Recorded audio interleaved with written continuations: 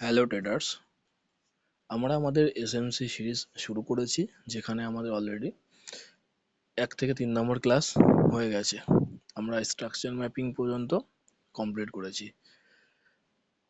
এখানে আমরা সাইকোলজির কিছু পয়েন্ট তুলে ধরার জন্য ভিডিওটা করা। দেখো, আমরা অনেকে মার্কেটে 2 বছর, 5 বছর, 3 বছর যে যার মতো আছি, আমরা নানান রকম কিছু মার্কেটে ট্রাই করে নিয়েছি। কখনো প্রাইস অ্যাকশন ট্রাই করেছি, কখনো চার্ট প্যাটার্ন, কখনো নানান রকম। যখন যখন যেটা যেটা মাথাতে এসেছে, যখন যেটা যেটা মনে হয়েছে, আমরা সেটা সেটা চেষ্টা করছি। মানে হাত পার পুরোপুরি মারা কমপ্লিট মার্কেটে, তারপরেও আমরা মার্কেটে লসের পর লস করছি। এর মেন কারণ কি? এর কারণ হচ্ছে সাইকোলজি। দেখো, একটা জিনিস বারবার মাথায় রাখতে হবে, মার্কেট কখনোই নলেজকে পয়সা দেয় না। মার্কেট পয়সা দেয় ডিসিপ্লিনকে, মার্কেট পয়সা দেয় ধৈর্যকে। আমরা অনেক সময় দেখতে পাই যে দিনের সরি আমরা অনেক সময় দেখতে পাই যে সপ্তাহে আমাদের 3 দিন 4 দিন প্রফিট হচ্ছে, কিন্তু একদিনে সব প্রফিট বেরিয়ে চলে যাচ্ছে। ঠিক আছে, আমাদের কন্টিনিউ 3 দিন 4 দিন প্রফিট, একদিনে পুরো প্রফিট শেষ, ক্যাপিটাল আধা শেষ। এরকম কেন হচ্ছে? এর পিছনে কারণটা কি? কারণ হচ্ছে আমাদের ভিতরে রিস্ক ম্যানেজমেন্ট, মানি ম্যানেজমেন্ট জিনিসটা নেই। ঠিক আছে, আর একটা জিনিস মাথাতে রাখতে হবে, আমাদেরকে কোথায় থামতে হবে সেটা জানা খুব জরুরি। এই মার্কেটে এত মানে ইজি মানি এটা না, যেটাকে আমরা ভ্যালু দিই না। তো সেই কারণে আমাদের এইরকম সমস্যাটা হয়। একটা জিনিস কি, ছোট প্রফিটকে হামেশা রেসপেক্ট করতে হবে। সবসময় বাইরের সঙ্গে কম্পেয়ার করতে হবে। যে আমি মোবাইল নিলাম, হ্যাঁ, একটা ট্রেড আইডেন্টিফাই করলাম, ট্রেড নিলাম, আমার 2,000 চলে আসলো, মন ভরলো না, আমি আবার ট্রাই করলাম, আবার 1-2 হাজার আসলো, আবার ট্রাই করলাম, বেশ ভালো লাগছে, মজা লাগছে, একটার পর একটা ব্যাক টু ব্যাক প্রফিট হচ্ছে। কিন্তু আমাকে থামতে হবে, থামাটা জানতে হবে। কারণ যে কোনো একটা সাধারণ মানুষ যে বাইরে কাজ করছে, 8 ঘন্টা পরিশ্রম করার পরে সে 400 টাকা পাচ্ছে ম্যাক্সিমাম। ঠিক আছে, তো সেখানে দাঁড়িয়ে আমার এই 2,000 টাকা প্রফিট অনেক। ঠিক আছে, বা এটা আমাদেরকে নিজের মধ্যে রুলস বাঁধতে হবে। সেটা কি? Trade per day, profit per day, loss per day. আর আমাদের কি হয়, অনেক সময় লট সাইজে গন্ডগোল হয়। গন্ডগোল বলতে কি, প্রথমে একটা ট্রেড লস হলো, আমরা কি হলো, ফুল ক্যাপিটালটা আমরা ট্রেডের মধ্যে ঢুকিয়ে দিলাম, যতগুলো লট আসছে ম্যাক্সিমাম লট নিয়ে নিলাম। হবে না, চলবে না, এটা হতে পারে না। নিজেকে রুলসের মধ্যে না বাঁধলে কখনোই সম্ভব না। যদি আমরা কি করতে পারি, এই টেক্সটটা গিয়ে অ্যাঙ্কার টেক্সটটা যদি আমরা লাগিয়ে রাখতে পারি চার্টের এক কোণায়, যদি আমি এরকম দিয়ে রাখতে পারি, আমার রুলসটা কি, ট্রেড পার ডে আমার আগের থেকে ডিসাইড থাকবে। সিস্টেমে বসার সময় আমার মাথাতে থাকবে যে আমি ম্যাক্সিমাম 3টে ট্রেড করব। তিন তারপরে কি, সেকেন্ড রুলস কি, প্রফিট পার ডে। আমার প্রফিটের টার্গেট ফিক্স থাকবে আমার ক্যাপিটাল এগেনস্টে। সাপোজ আমার প্রফিট টার্গেট 2,000 টাকা, আমার ক্যাপিটাল 30,000 টাকা হতে পারে, 20,000 হতে পারে। তো আমার সেখান থেকে আমার একটা টার্গেট ফিক্স করা আছে যে আমি দিনে 2,000 টাকা প্রফিট হলে আমি সেদিন মার্কেটে থাকবো না। ঠিক আছে, সেটা আমার ফার্স্ট ট্রেডে প্রফিট চলে আসতে পারে, তাহলে আমি আর নেই, বা সেকেন্ড ট্রেডে প্রফিট চলে আসতে পারে, আমি আর নেই, বা আমার লাস্ট লাইফ লাইন থার্ড ট্রেডে যাই আসলো আমি সেদিন আর নেই। তৃতীয় নাম্বার রুলস কি, লস পার ডে। আমার আগের থেকে ডিসাইড করা আছে যে আমি 1,000 টাকার উপরে আমি লস নেব না। ঠিক আছে, তো যদি আমার ফার্স্ট ট্রেডে আমার 1,000 টাকার লস টার্গেট ফিল হয়ে যায়, আমি বাকি আমার হাতে যে দুটো অপশন বেঁচে আছে, সেকেন্ড ট্রেড থার্ড ট্রেড, সেটা আমি ট্রাই করব না। কারণ আমার অলরেডি আমার টার্গেট হিট হয়ে গেছে, দিনের টার্গেট লস পার ডে আমার হিট হয়ে গেছে। আমার মাথাতে এটা কখনোই আনলে হবে না যে আমার সেকেন্ড একটা ট্রেড নিতে হবে, লস রিকভারি করতে হবে। না, তাহলে কি হবে, সেই লসটা তোমার 10x হয়ে যেতে পারে, 15x হয়ে যেতে পারে, আরো বেশি হতে পারে। আমাদেরকে মাথায় রাখতে হবে হামেশা ক্যাপিটাল সেভ। ক্যাপিটাল থাকলে আমি কালকে আবার মার্কেটে বসতে পারবো। যদি আমি ক্যাপিটালটাই উড়িয়ে দিই, কালকের মার্কেট আমার জন্য থাকছে না।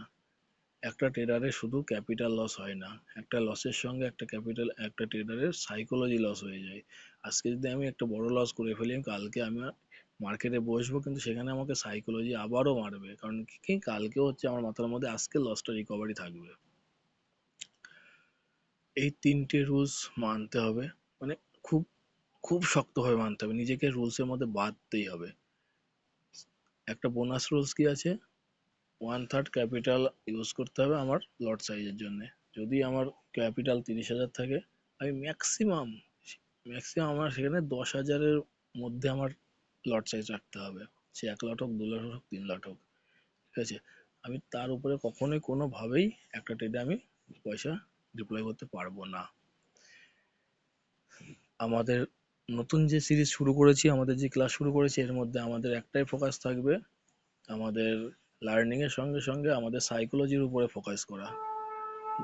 যেটা মেন আমাদের উইক পয়েন্ট, সেই উইক পয়েন্টটা আমাদেরকে ঠিক রাখতে হবে। আমাদের মেন কাজ করতে হবে সাইকোলজির উপরে। প্রত্যেককে বলবো, প্রত্যেককে যতজন এখন বর্তমান অ্যাক্টিভ আছো, অ্যাক্টিভ ট্রেডার যা ট্রেড করছো বা আগামীতে ট্রেড করবে বলে এখন লার্নিং এর মধ্যে আছো, এই রুলসটা নিজের মধ্যে অবশ্যই কমসে কম 1 মাস ফলো করে দেখো। আমি এইটুকু গ্যারান্টি দিচ্ছি, প্রফিট বেশি না হলেও তোমাদের লস হবে না, ক্যাপিটাল সেফ থাকবে। আমার চার্ট আনলিমিটেড, ঠিক আছে, কিন্তু আমার ক্যাপিটালটা লিমিটেড। আমি আনলিমিটেড জিনিসের পিছনে আমি নিজের লিমিটেড জিনিসটা কেন নষ্ট করব? আমি ক্যাপিটাল বাঁচাবো, তবেই আমি মার্কেটে টিকে থাকতে পারবো। আমরা অনেক সময় কি বলি যে মার্কেটে আমি 5 বছর আছি, 3 বছর আছি, সেটা তো আমি অ্যাকচুয়ালি মার্কেটে নেই। সেটা হচ্ছে আমার প্রথম দিন ডিম্যাট অ্যাকাউন্ট খোলার থেকে শুরু করে আজকের ডেট আমরা হিসাব করে বলি। কিন্তু মার্কেটে কেমন থাকি, টাকা ঢোকালাম, টাকা শেষ, আমি শেষ, আমি মার্কেট থেকে আউট, আবার নেক্সট মাসে আসবো, টাকা নিয়ে আসবো, টাকা ঢোকাবো, এই চলবে। মানে মাঝখানের যে ডিউ পিরিয়ড গুলো থাকছে সেগুলোকে আমরা জুড়ে নিই, এগুলো সম্ভব না। মার্কেটে কেউ 6টা মাস যদি কন্টিনিউ থাকে না, যথেষ্ট। 6টা মাসের মধ্যে সে মার্কেটের পালস ধরে নেবে, মার্কেট কি করতে চাইছে, কিভাবে কোন দিকে যেতে চাইছে সে ধরতে পারবে, অবশ্যই পারবে। আর একটা কথা কি, এটা যেহেতু ইজি মানি, তো এটাকে রেসপেক্ট দিতে হবে, এই পয়সাটার ভ্যালু দিতে হবে। তা না হলে এই পয়সা তোমাকে কোনোভাবেই ভ্যালু দেবে না।